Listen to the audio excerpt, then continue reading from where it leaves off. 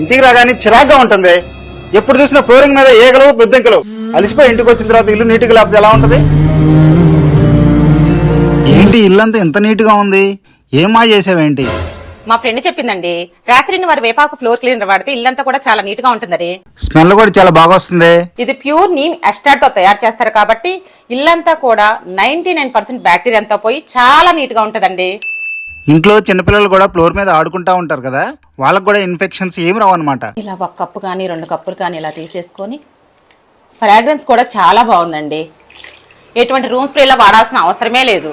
ఈ రాసిరిన్ ప్రోడక్ట్ ఎక్కడ కొన్నావు?